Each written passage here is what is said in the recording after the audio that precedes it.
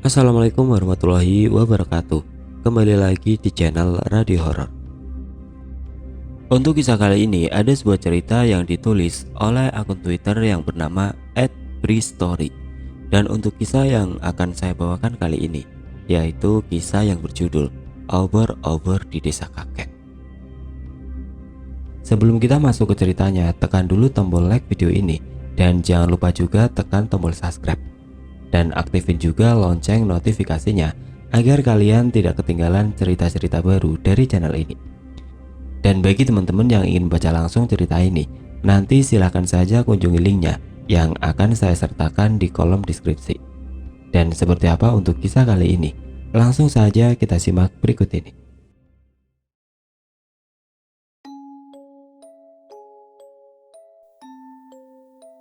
Kali ini saya akan cerita salah satu pengalaman seram bareng kakek tercinta. Kenapa saya bilang salah satu? Ya, karena ada beberapa pengalaman horor yang pernah kami alami. Nanti saya ceritakan satu persatu. Kali ini cerita tentang obor-obor di desa kakek. Almarhum kakek dan nenek semasa hidup dulu tinggal di suatu daerah pedalaman Lampung Timur. Pedalaman yang benar-benar pedalaman. Desa yang terletak di tengah hutan. Kalau mau ke sana harus melalui perkebunan sawit, kapas, karet, rawa-rawa, hutan jati, macam-macam. Menurut Bapak, jaraknya kira-kira 40 km dari jalan utama, jalan lintas Sumatera. Kenapa bisa terdampar di sana? Karena dulunya mereka ikut program transmigrasi. Waktu kakek dan nenek masih hidup, setiap lebaran saya sekeluarga pasti mudik. Seru perjalanannya, dimulai dari naik kapal laut Selat Sunda, lintas Sumatera Bakahuni Teluk Betung, lalu ke kota Bergen.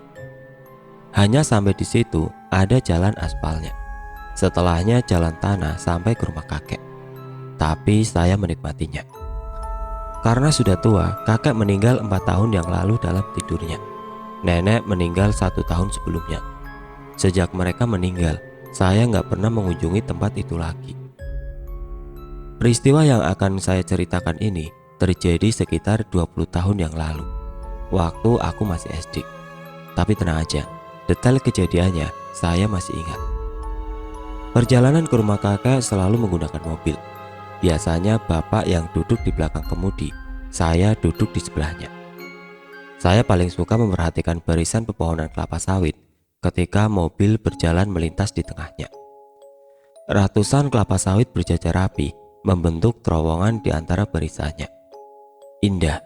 Pemandangan itu banyak terlihat antara Bandara Lampung sampai Bergen.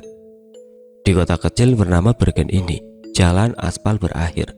Selebihnya kami harus bergoyang selama beberapa jam di dalam mobil, karena harus melintas di jalan tanah yang bergelombang. Apalagi kalau sedang musim hujan, benar-benar seperti off-road track dengan tingkat kesulitan lumayan berat. Pernah pada suatu waktu ketika mudik ke sana, mobil kami tergelincir masuk ke dalam sawah. Nyemplung ke sawah semobil-mobilnya. Terus gimana? Om Andi, om saya yang paling kecil, berjalan kaki ke kampung kakek untuk minta bantuan. Beberapa jam kemudian dia datang bersama belasan orang berbondong-bondong menghampiri kami. Tahu nggak apa yang mereka lakukan kemudian? Sekitar 15 orang beramai-ramai mengangkat mobil dari sawah ke atas jalan tanah yang ada di sampingnya. Luar biasa kuatnya mereka. Luar biasa baiknya juga mereka. Tapi sebelumnya mereka sudah tahu kalau kami adalah anak cucu Pak Rauf. Oh ya, Rauf adalah nama kakek. Itulah gambaran betapa dahsyatnya perjalanan ke rumah kakek. Waktu itu ke rumah kakek bukan dalam rangka mudik lebaran, tapi entah dalam rangka apa, saya lupa. Yang pasti waktunya adalah 2 atau 3 minggu sebelum memasuki bulan suci Ramadan. Singkat cerita, kami pun sampai di rumah kakek. Seperti biasa, kakek, nenek menyambut di depan rumah dengan senyum bahagia. Setelah itu masakan nenek sudah menunggu di dapur, menunggu untuk dilahap. Perjalanan berat membuat perut lapar. 20 tahun yang lalu, desa kecil tempat tinggal kakek ini belum ada listrik. Penerangan menggunakan lampu petromak dan lampu templok. Mata pencarian penduduk desa kebanyakan bertani dan berladang, termasuk kakek. Tapi beliau nggak hanya berladang. Kakek memiliki mesin giling padi bertenaga diesel di samping rumah yang dapat disewa petani lain untuk menggiling padi. Jarak dari rumah ke rumah lainnya cukup jauh, rata-rata sekitar 100 meter. Dihubungkan dengan jalan tanah yang lumayan rata. Masing-masing rumah memiliki halaman luas, ada yang beralaskan rumput dengan pohon buah-buahan di atasnya. Rumah-rumahnya berbahan dasar kayu. Kebayangkan suasana desanya. Saya sangat menikmati. Gak ada polusi karena penduduknya berpergian menggunakan sepeda atau berjalan kaki. Jarang ada motor melintas, apalagi mobil. Mengangkut hasil pertanian pun menggunakan gerobak yang ditarik oleh sapi dengan kalung lonceng kelintingan di lehernya. Saya akan cerita sedikit tentang sapi penarik gerobak ini. Ada yang unik. Jadi, hasil pertanian di kampung itu biasanya dibawa ke koperasi atau pengepul untuk dikumpulkan di sana. Setelah itu baru dibawa ke kota untuk dijual.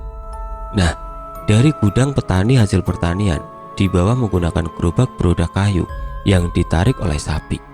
Satu gerobak ditarik oleh 1 atau 2 ekor sapi. Karena jarak tempuh yang jauh, biasanya sapi-sapi ini berjalan pada malam hari. Tiba di tempat tujuan menjelang pagi. Yang unik adalah sapi-sapi ini sudah hafal rute jalan yang harus ditempuh tanpa diarahkan oleh kusir gerobak. Mereka berjalan sendiri mengikuti rute perjalanan. Sementara sang kusir bisa tidur di atas gerobak selama perjalanan. Ketika sang kusir bangun dari tidurnya, gerobak sudah sampai di tujuan. Keren kan? Kadang di tengah malam, di depan rumah kakek, terlihat melintas gerobak-gerobak sapi ini. Awalnya saya bingung, kok mereka berjalan sendiri tanpa kusir? Hanya tumpukan hasil pertanian yang terlihat di dalam gerobak. Ternyata kusirnya tidur di antara hasil tani dalam gerobak. Malam Jumat itu adalah malam kedua saya di rumah kakek. Saat itu kami tengah ngobrol di beranda rumah. Suasana malam hari di desa itu sudah sangat sepi. Sekeliling rumah hanya hutan dan rawa. Sesekali suara binatang malam terdengar di antara hembusan angin. Di depan rumah kakek adalah jalan desa yang cukup lebar. Di seberang jalan terdapat hutan rindang, agak seram kalau dilihat pada malam hari. Obrolan kami berhenti sebentar ketika kakek muncul dari dalam rumah. "Pri, antar kakek ke rumah kakek Hamid yuk," ucap kakek. Kakek Hamid adalah adik kandung kakek. Saya bisa memanggilnya kakek kedua. Beliau orangnya lebih aktif, sering mengajak saya mancing ke tempat yang jauh, mengajak saya ke tempat yang seru. Saya mengangguk menjawab ajakan kakek, karena saya juga belum sempat mampir ke rumah kakek kedua. Jam 9 malam kami berangkat.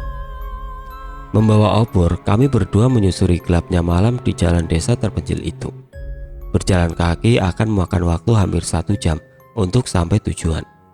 Kanan kiri jalan yang dilewati adalah hutan dan perkebunan. Hanya sesekali kami melewati rumah penduduk. Kalau masih terlihat ada orang di depan rumah, kakek akan bertegur sapa. Kakek kenal dengan semua penghuni desa itu. Sepanjang jalan kami berbincang seru. Kakek memang hobi bercerita. Makanya saya nggak terlalu takut jalan malam-malam di tengah hutan seperti itu. Karena di sebelah saya ada kakek yang nggak terlihat takut sedikit pun. Ya memang udah biasa jalan kaki pada malam hari. Langkah saya melambat ketika tiba-tiba kakek mengajak untuk mengucap salam. Ternyata di sebelah kiri jalan terhampar pemakaman umum yang besar. Terlihat suram dan gelap, juga ditumbuhi pohon besar dengan gapura lusuh pada pintu gerbangnya. Merinding melewatinya, padahal kalau jalan sendirian atau dengan orang selain kakek, mungkin saya akan berlari supaya cepat sampai tujuan. Sepanjang perjalanan, yang terdengar hanya suara obrolan kami dan gesekan sendal di jalan tanah, diiringi suara-suara binatang hutan. Malam itu nggak ada bulan, jadi keadaannya benar-benar gelap. Sekitar jam 10 malam, akhirnya kami sampai di tujuan. Senyum sumringah kakek kedua ditambah dengan tawanya menyambut kami. "Nah, "Cucu kesayangan kakek akhirnya datang juga," kata beliau. Saya mematikan obor dan langsung masuk ke dalam rumah kayu itu. Kami berbincang bertiga di dalam. Kadang ditambah dengan nenek kedua yang sesekali ikut bergabung. Seru melihat obrolan dua kakak beradik ini. Beberapa saat kemudian saya memisahkan diri ke belakang. Karena saya perhatikan ada pembicaraan penting di antara mereka berdua. Saya duduk di dapur ditemani oleh nenek kedua. Sekitar jam 12 malam, kakek mengajak untuk pulang. Saya senang karena sudah agak ngantuk. Setelah berpamitan, kami menyalakan obor dan berjalan pulang. Kami melewati jalan sama seperti saat berangkat tadi. Hanya kali ini udara mulai terasa lebih dingin. Entah kenapa, suasananya juga lebih hening. Untungnya kakek masih semangat mengajak saya untuk ngobrol. Saat berangkat tadi, suara binatang hutan masih ramai terdengar. Namun ketika dalam perjalanan pulang, malah lebih sepi. Sedikit merasakan hal yang kurang enak, saya menggandeng tangan kakek untuk menenangkan. Kakek melihat gelagat saya aneh dan tersenyum. "Gak usah takut, Pri. Ada kakek. Tenang saja." Saya menjadi sedikit tenang. Di tengah perjalanan, dari kejauhan, terdengar lolongan anjing hutan melolong panjang. Semakin erat tangan saya menggenggam tangan kakek. Semakin merapatkan diri ke tubuhnya, saya takut. Lolongan anjing gak hanya sekali, tapi beberapa kali terdengar memecah kesunyian malam itu. Bukan rahasia lagi, saya yang waktu itu masih kecil pun tahu kalau ada lolongan panjang anjing seperti itu, biasanya ada aktivitas makhluk tidak kasat mata di sekitarnya. Tiba-tiba lolongan anjing berhenti total. Suasana menjadi hening dan sepi. Hanya suara langkah kaki kami saja yang terdengar. Suasana menjadi sunyi, lolongan anjing pun menghilang. Langkah kaki kakek melambat. Saya nggak tahu kenapa. Tiba-tiba terdengar suara keliningan dari arah belakang. Ternyata berasal dari lonceng kecil yang ada di leher sapi penarik gerobak yang saya cerita di awal tadi. Dari kejauhan, gerobak sapi itu berjalan pelan ke arah kami. Kami menatap heran ke arah gerobak itu. Lama-kelamaan, gerobak sapi semakin mendekat, hingga akhirnya gerobak benar-benar melintas di samping kami berdiri. Kakek menghentikan gerobak sapi itu dengan memegang leher sapinya. Saya melihat ke dalam gerobak yang harusnya berisi kusir dan hasil pertanian, ternyata kosong. "Kek, kita naik gerobak ini aja yuk, supaya cepat sampai rumah," ajakku. "Jangan, gerobak ini sudah ada yang mau menaikinya nanti di depan," kata kakek seraya menepuk punggung sapi agar meneruskan perjalanannya. Gak ngerti apa maksud omongan kakek, saya bingung. Siapa yang mau naik gerobak sapi malam-malam begini selain kami?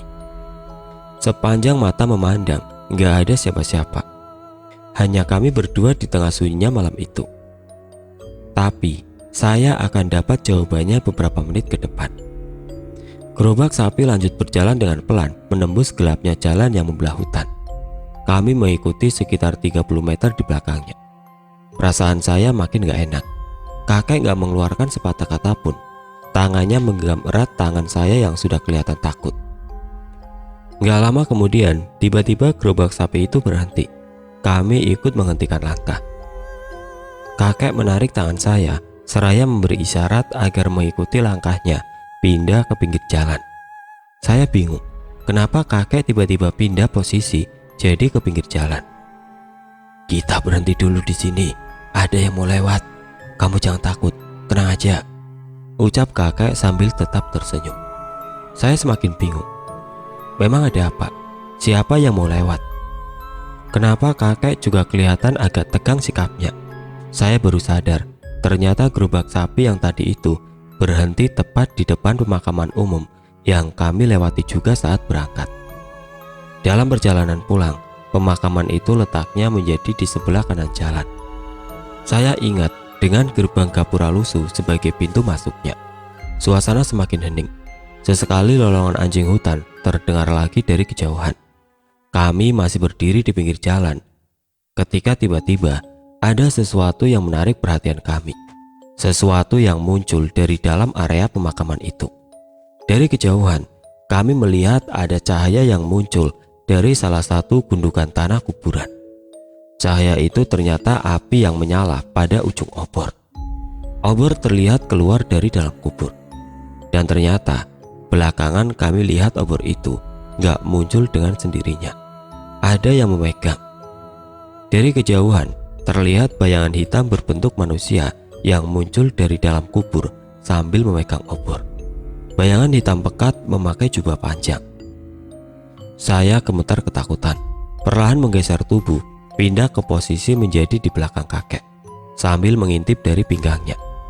Bayangan hitam itu kemudian berjalan pelan menuju keluar area pemakaman, berjalan menuju pintu gerbang. Gak lama kemudian, dari gundukan kuburan yang lain muncul juga obor, sama seperti yang pertama. Ada bayangan hitam juga yang keluar membawa obor dari dalam kubur. Berikutnya muncul lagi dari kuburan yang lainnya, dan muncul lagi. Saya hitung ada 5 bayangan yang keluar dari dalam kubur dengan memegang obor. Dan semuanya berjalan menuju gerbang pemakaman. Saya semakin panik ketakutan, pingin nangis rasanya. Tangan menggenggam tangan kakek kuat sekali. "Jangan takut, Pri, tenang saja. Itu makhluk Allah juga, gak akan berbuat jahat," ujar kakek menenangkan. Tapi saya tetap ketakutan. Jarak kami ke area pemakaman sekitar 30 meter, cukup untuk melihat peristiwa itu dengan jelas. Sambil mengintip, saya yakin ada 5 bayangan hitam berjalan membawa obor keluar area pemakaman. Ternyata mereka menuju gerobak sapi tadi yang berhenti di depan. Satu persatu mereka menaikinya. Kemudian gerobak mulai berjalan pelan. Belum selesai, ketika masih terkesima melihat peristiwa itu, ada sesuatu lagi yang menarik perhatian. Ternyata ada barisan obor berjalan dari arah belakang, dari arah kampung di mana rumah kakek kedua berada. Barisan itu berjumlah sekitar 10 obor, masing-masing dipegang oleh satu bayangan hitam berbentuk manusia berjubah. Berjalan pelan ke arah kampung kakek, jalur kami pulang. Saya semakin ketakutan, gak berani melihat ketika barisan bayangan hitam itu semakin mendekat dan terus mendekat. Pada akhirnya, mereka melintas juga tepat di hadapan. Saya membenamkan kepala ke dalam baju kakek. "Assalamualaikum." Kakek mengucap salam ketika mereka tepat berada di hadapan. "Waalaikumsalam." Saya mendengar ada yang menjawab salam kakek, suara laki-laki. Saya gak berani melihat, masih menutup mata dan membenamkan kepala di pinggang kakek. Kemudian yang saya dengar adalah keheningan. Beberapa saat kemudian kakek mengajak saya untuk melanjutkan perjalanan. Sebelumnya kakek bilang, "Kamu gak usah takut, kita akan berjalan di belakang mereka. Mereka gak jahat, mereka cuma ingin pulang." Pulang kemana? Kami berjalan di belakang barisan bayangan hitam yang membawa obor itu, berjarak sekitar 50 meter di belakangnya. Paling depan adalah gerobak sapi yang mengangkut beberapa bayangan hitam membawa obor di atasnya. Sepanjang jalan, tangan saya tetap menggenggam tangan kakek kuat-kuat. Di perjalanan itu, saya perhatikan setiap melewati satu rumah penduduk, ada satu bayangan yang berbelok dan masuk ke dalam rumah yang dia lewati. Ketika ada rumah lagi, satu bayangan berbelok dan masuk ke dalamnya. Begitu seterusnya. Nggak terasa akhirnya kami sampai juga di rumah. Saya langsung lari dan mengetuk pintu. Sementara rombongan bayangan pembawa obor meneruskan perjalanannya. Nenek membuka pintu rumah, saya buru-buru lari masuk ke dalam. Kakek mengajak saya untuk langsung ambil wudhu dan sholat malam bersamanya. Malam itu saya tidur di kamar kakek. Esok harinya, kakek menjelaskan tentang peristiwa yang baru saja kami alami. Jadi, di kampung itu ada cerita turun-temurun yang katanya bulan Ruah atau bulan sebelum bulan puasa adalah waktu arwah orang yang sudah meninggal untuk pulang ke rumah masing-masing. Dan pada malam itu, saya dan kakek melihat peristiwanya yang benar-benar terjadi. Wallahu alam. Kakek lupa kalau bulan ini ternyata sudah masuk bulan Ruah. Kalau tahu, kakek gak akan ngajak kamu jalan-jalan malam-malam.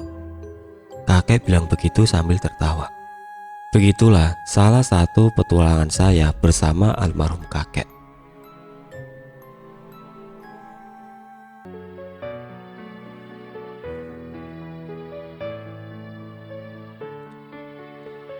Oke teman-teman, sekian untuk cerita kali ini. Bagaimana menurut kalian tentang kisah ini? Tulis komentar kalian di kolom komentar. Dan bagi teman-teman yang baru bergabung, jangan lupa untuk like, komen, share, serta subscribe channel ini. Dan nantikan kisah-kisah horor berikutnya tetap di channel Radio Horor. Wassalamualaikum warahmatullahi wabarakatuh.